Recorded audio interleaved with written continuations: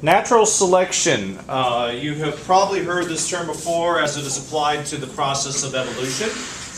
And it is what Darwin identified as the primary way in which one species becomes another species eventually over very long periods of time. Well, that long period evolution from single-celled original organism to the millions of different species and everything, type of evolution is not really what we're going to talk about in here. The application or the things that we're really concerned about is the natural selection part of it, which happens over a short period of time, and it is observable, and it is the way in which organisms, and actually populations of organisms, will adapt to their environment, and therefore it is what will have relevance in this course because we talk about environmental change. And really it only takes place when we have that environmental change. So what we find is that when you have, like I said, when we talk about natural selection, it acts upon the population of organisms, not on individual organisms. Individual organisms do not evolve in the classical sense of the term, and natural selection does not act on them. It affects them, but does not change individual organisms. It changes a population of organisms because it does so by basically by filtering out the weaker organisms, the ones that are not as well adapted.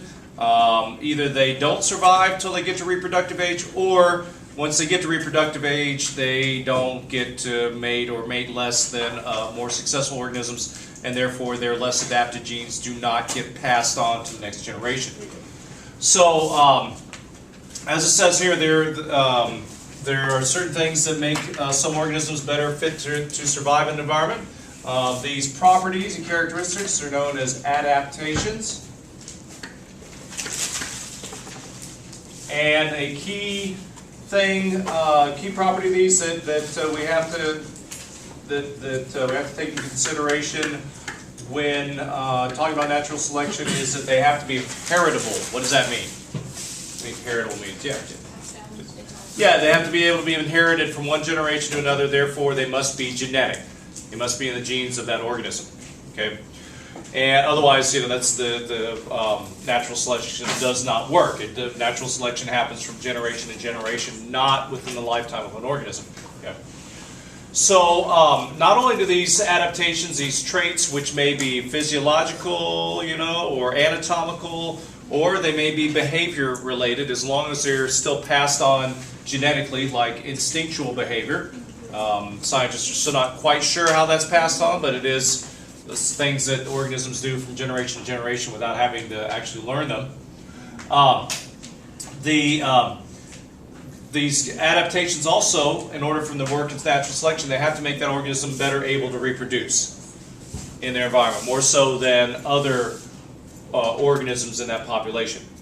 Okay, and because it is the reproduction, of course, which takes those traits to the next generation, and which can cause those traits to spread throughout a population. A lot of times we call this survival of the fittest. But I would change that to say survival and reproduction of the fittest would be perhaps a better way to put that. Now, the other thing I want you to appreciate about natural selection is the fact that it goes into neutral, so to speak, when the environment is steady.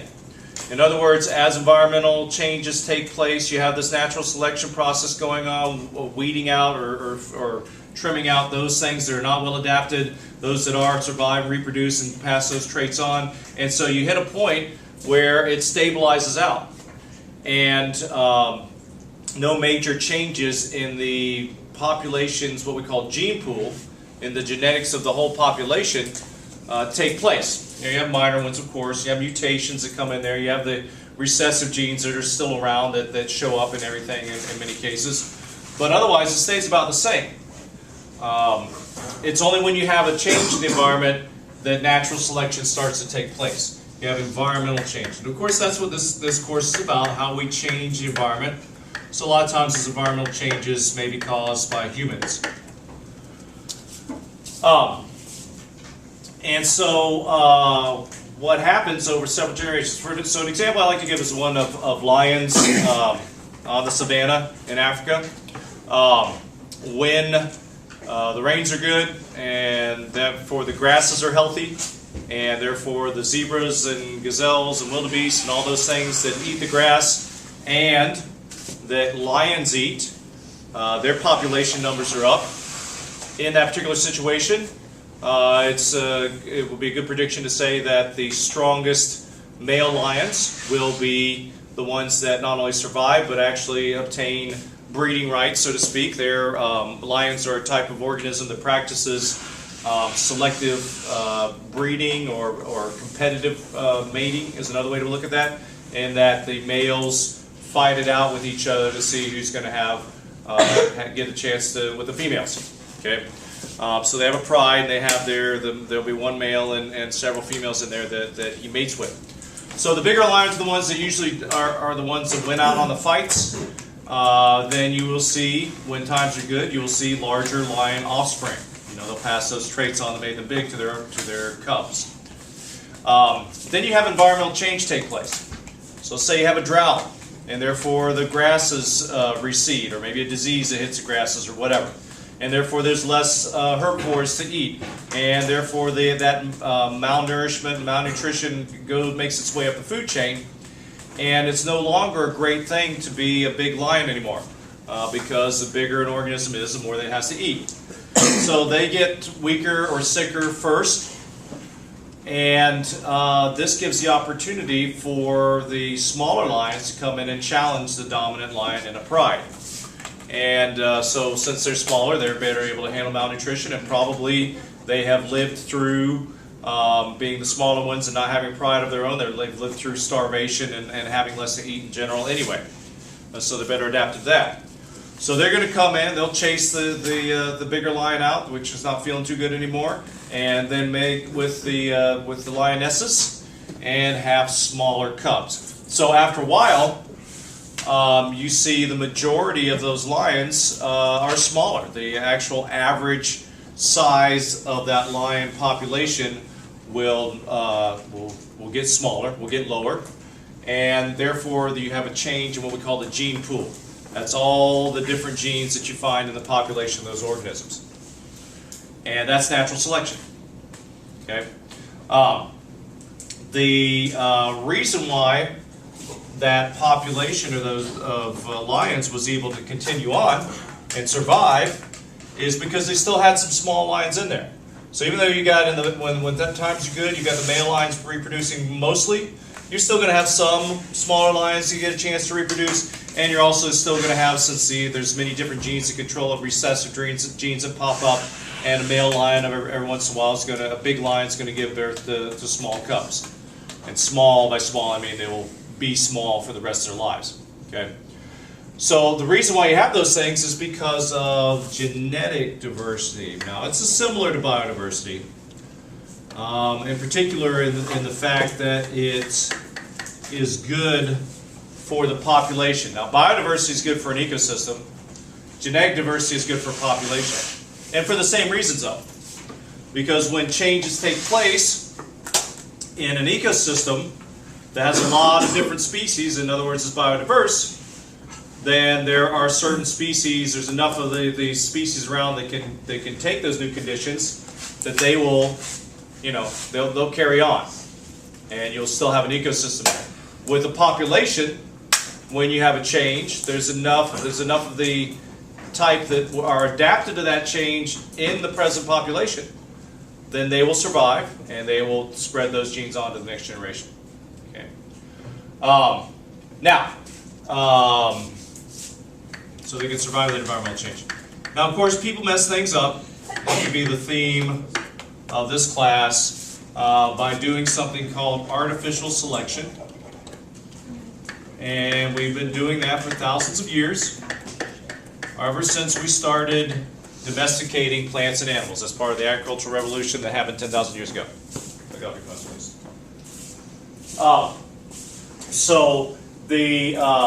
In the agricultural revolution, that's one of the things. So in agriculture, you take certain varieties and breed them and crossbreed them and basically inbreed them. In other words, you'll take two perhaps from the same, same family, and if they have a desirable trait, you'll put those together.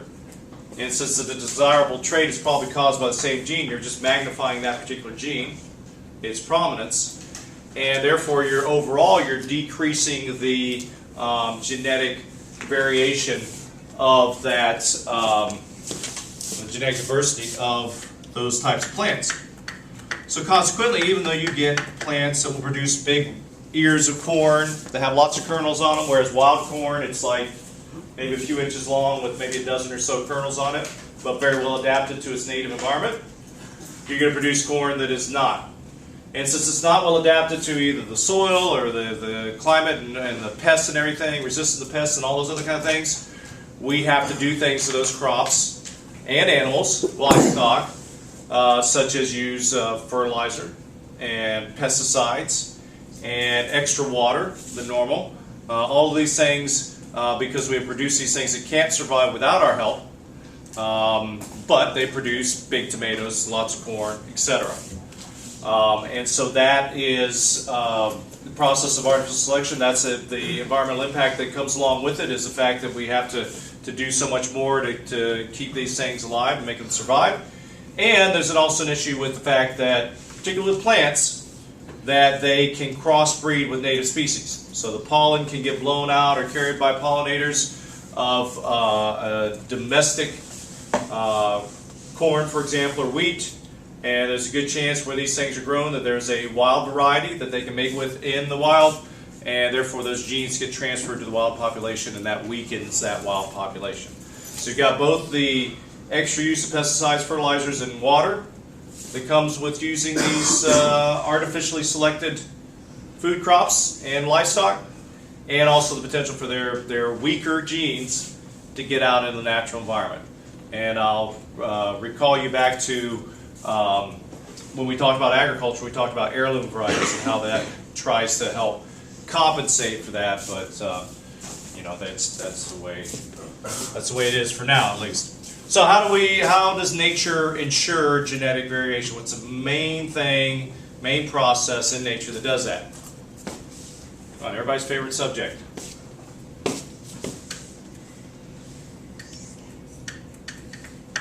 Sexual reproduction. Sexual reproduction. That's the only purpose it serves. Okay? It actually is very inefficient when you look at how efficient asexual reproduction is. You can take one bacteria, it doesn't need another partner. One bacteria can become 1 million bacteria in 24 hours. It's given all the food and everything to do so. There's no sexually reproductive organism that comes anywhere near that rate of reproduction. The problem, of course, with that is that all 1 million of those bacteria will be, for the most part, genetically identical, except maybe for mutations and things.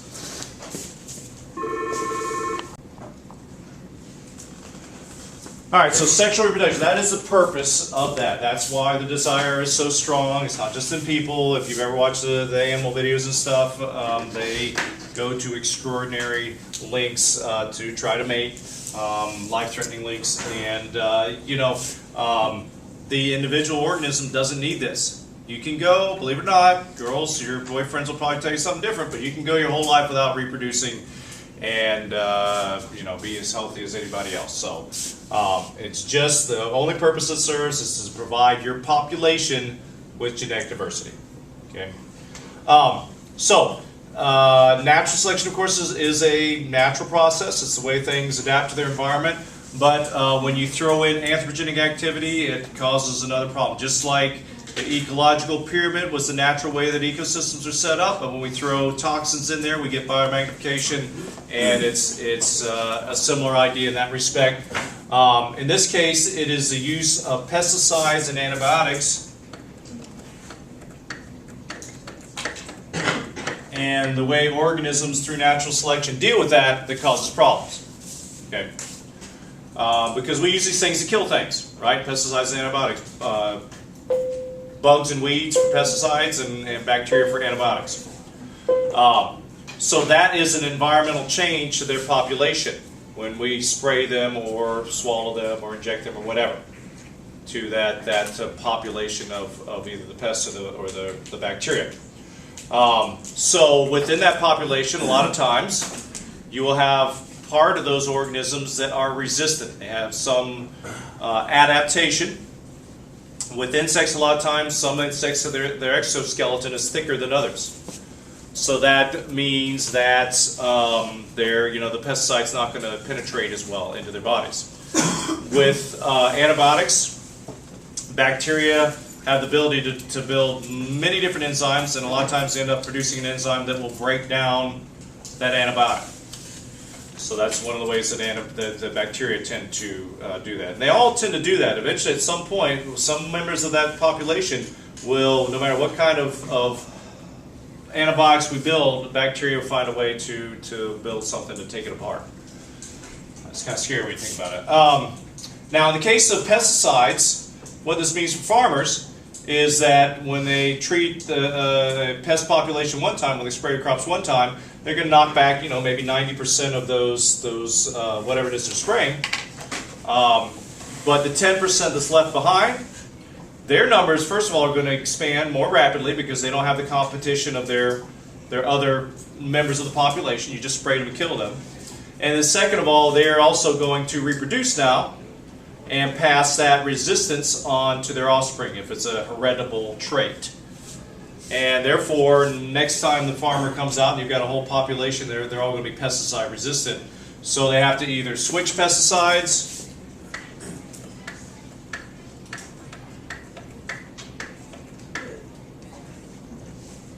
or use more. But usually when they spray the first time, they're at the legal limit. It's against federal law to not follow the label directions on pesticides. You can see that if you buy like weed killer at the store or something like that, it'll say that on the back of it.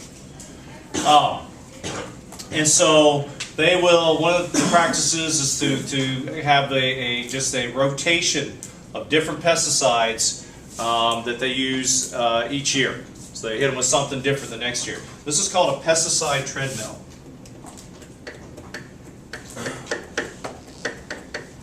Just kind of keep churning it out, hit them again with something different next time, and you go round and round and round. Eventually come back to the last one because there's only so many. Now, much more ominous is the production of antibiotic-resistant strains of bacteria. Okay, this is a major problem. Epidemiologists, those people that study the spread of diseases, predict that within your lifetime, that there's going to be a super virus, super bug, in this case bacteria, but it has to be a super bacteria, that is going to spread around the world and it's going to be antibiotic resistant. We haven't had that yet. We haven't had a pandemic. Last time we really had a pandemic was the Spanish flu in it was 1920s, I think, late 1920s. But in this case, the reason why it would be such a problem is in developing nations because a lot of times when you get an antibiotic-resistant bacteria, they can treat it with stronger and different antibiotics, but a lot of times those antibiotics are dangerous themselves and you have to do it under hospital supervision with IVs and in very controlled conditions. These things, of course, are not that available in developing countries. So there's a lot of potential for these things to spread out of control in developing nations, and even in a developed nation where people don't want to, they'll brush it off and say, I'll just take some antibiotics or whatever, and that'll take care of it. One such strain that is one that you might recognize is MRSA, also known as MRSA. MRSA me, I got MRSA. Well, you probably do have the SA part of it. I guarantee you. Darn it. See how many of you guys can remember. So Hannah, since you thought that was so funny, give me one of those words. Yeah. Anybody? Resistant. Resistant. Thank you. Very good. Resistant.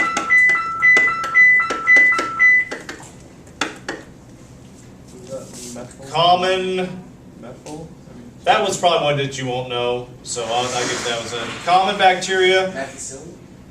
Starts with an S, S-T. You hear this a lot of times? Staph. Staph is exactly right, which is short for Staphylococcus. Aureus? Very good. And the MS thing is methicillin, right? That is correct.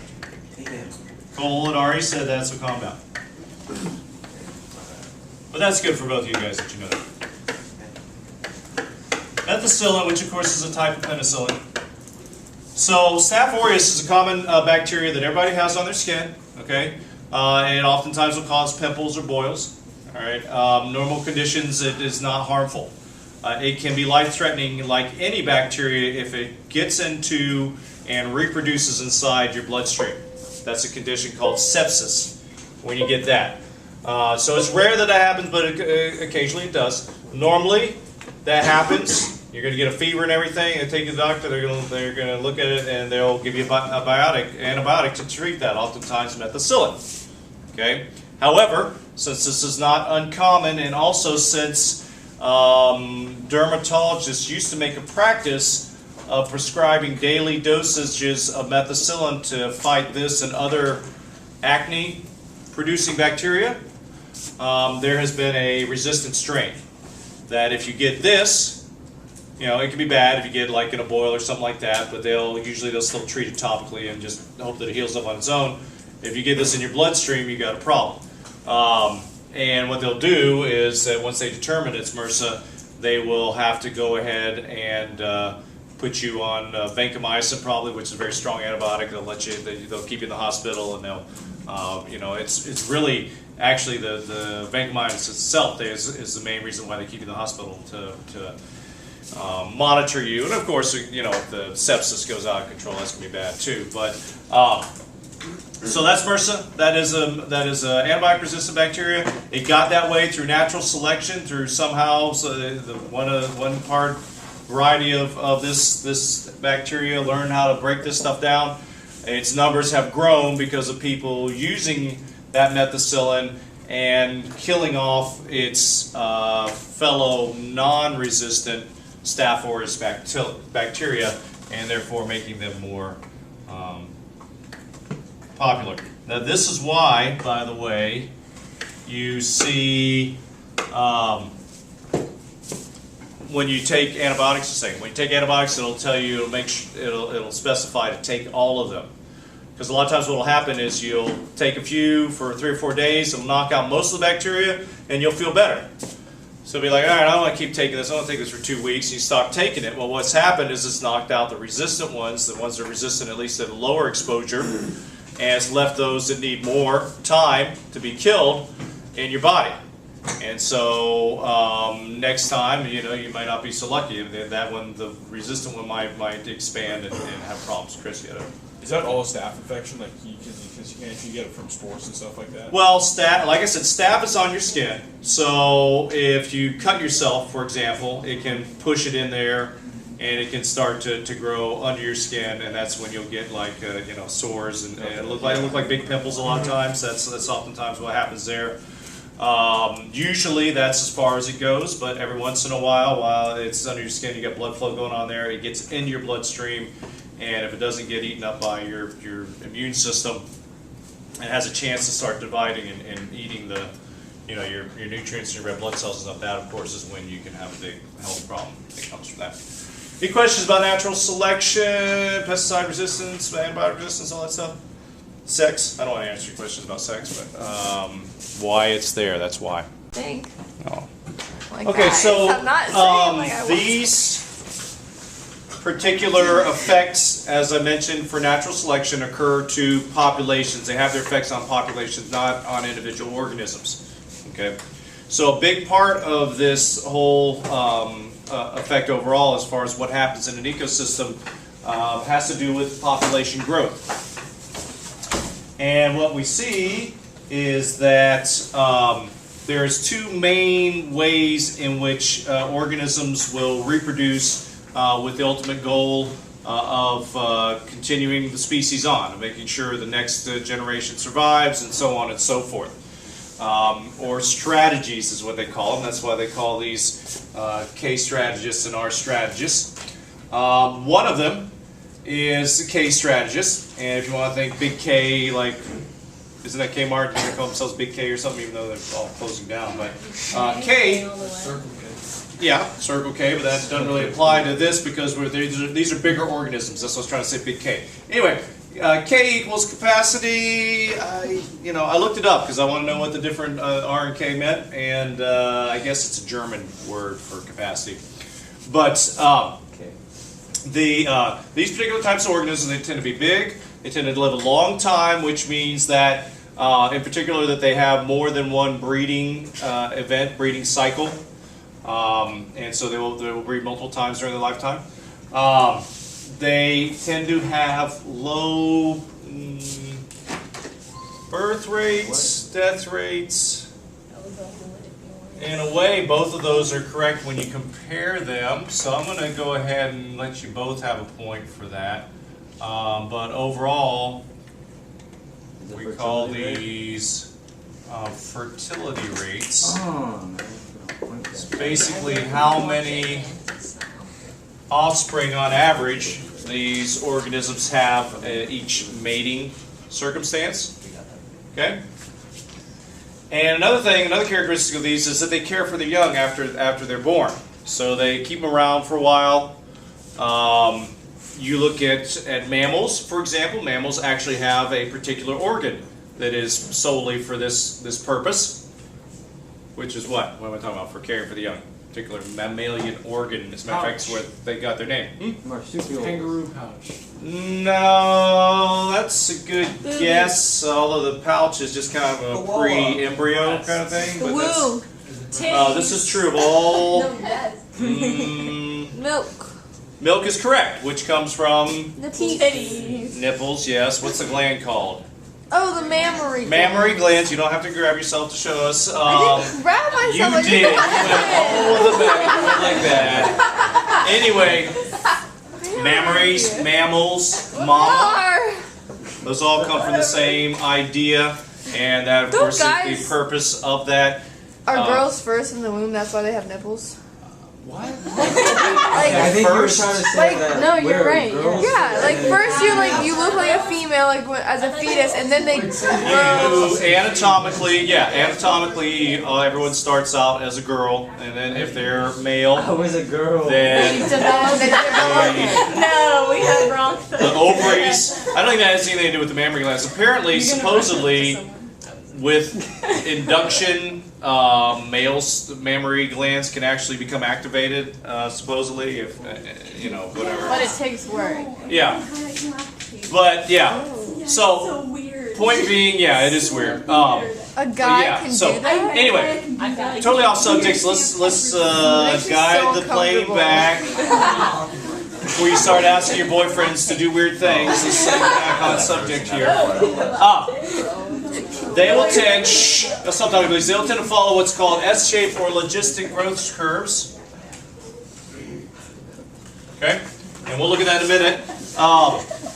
And in that case, they reach a carrying capacity. So, in general, that means their population numbers will tend to. They start out kind of slow as they get settled in, so to speak. Then, once all the conditions are ideal for reproduction, their reproduction will go very rapidly, exponentially, as a matter of fact. But then they hit a point where they've reached the maximum capacity, population-wise, that ecosystem can handle, and then their numbers will level off. That's what we call. That's why they call it an S-shaped growth curve. I know it's not a perfect S there, but that is that's the strategy of populating an ecosystem that these particular organisms take.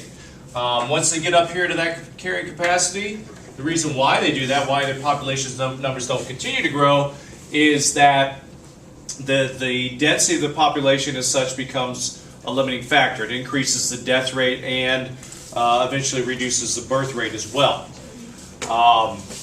Those two together, of course, are going to make the population's number, the growth slow, and then eventually the population even out at a certain level.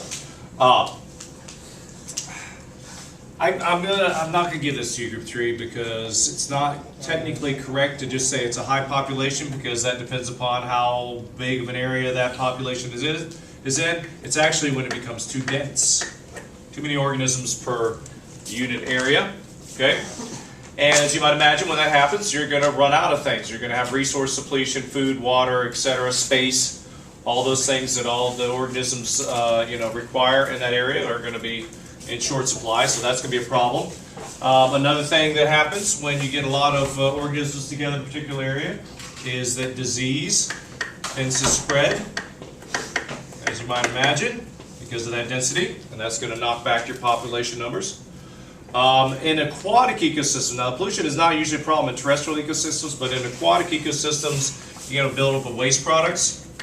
If you've ever tried to take care of an aquarium where there's too many fish in it, you'll notice that it's always a problem and fish start to die and things like that because of ammonia and stuff in the water that builds up. And then also predation. So we talked about this a little bit. We talked about what a key role your tertiary consumers play in controlling many different populations. When one population gets overpopulated, they can't hide. That's what we mean by exposure. So predators are going to prey on them more so than ones which have lower population numbers, and it will balance things out. So these are different density-dependent limiting factors. There are others, of course, but these are the main ones. Any questions so far? What case strategists are and how their populations tend to grow and stabilize out and how they're affected by these other things? And then you have R strategists. Now these tend to be small and they have very high reproductive rates. But once their offspring are born, they're on their own. It's just spread out, and consequently they tend to have also high mortality rates in their young. So like turtles. Yeah, turtles is a very good example of that. You've seen the things with the sea turtles. They come on, they lay dozens of eggs. They all, hatch. They start to go towards the ocean, and they start getting picked off by a number of different things. They get eaten in the ocean as well. So they're on their own. They will have what's known as a J-shaped growth curve, where their population numbers will grow rapidly, and hence are primarily determined by the rate at which they can grow. That's where the R comes from. And then their population numbers oftentimes will crash. Now sometimes that will happen, and it'll be actually density dependent limiting factors, but it'll just affect them much more so because their population numbers got so high. But a lot of times we see with these things, they're adapting to seasonal conditions. Boom or bust. So it's either great or it's terrible. And probably the easiest one to think about with this one is mosquitoes or love bugs. So when it's hot and rainy, that gives that means there's standing water around, puddles and things more so. That we'll just use mosquitoes for an example. They can hatch their larvae, and the larvae don't have to worry about getting eaten by stuff, and just the temperature in general is better for them. And so their population numbers explode. You see thousands of them around. And then all of a sudden they're gone.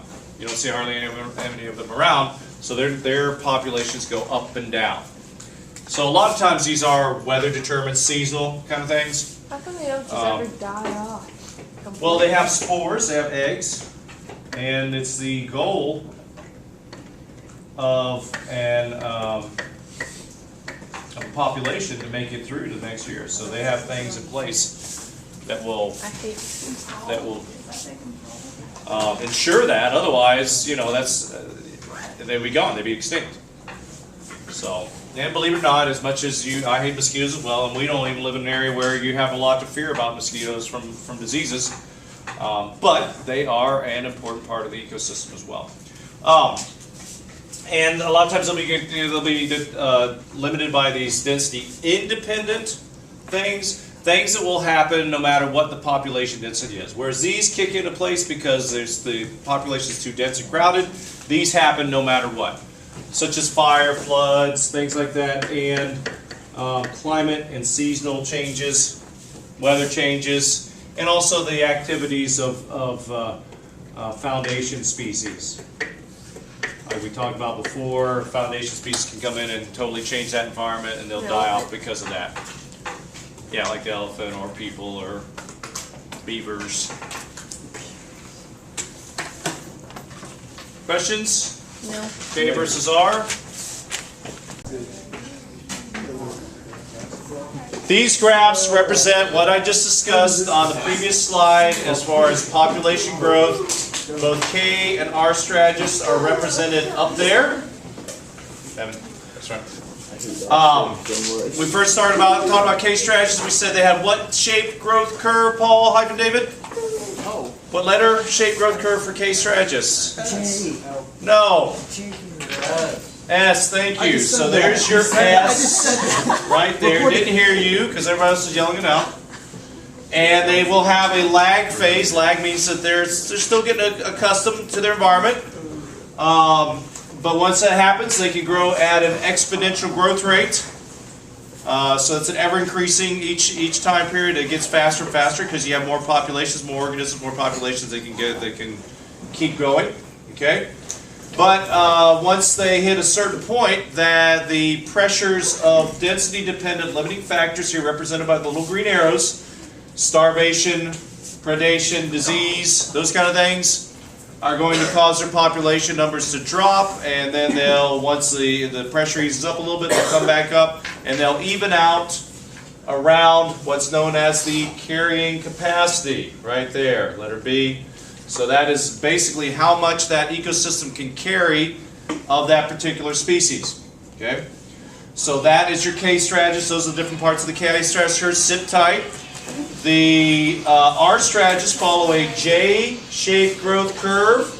Okay? By the way, that's also called a logistic curve. And they are limited by these density-independent limiting factors here, represented by these black arrows coming down here. Any questions?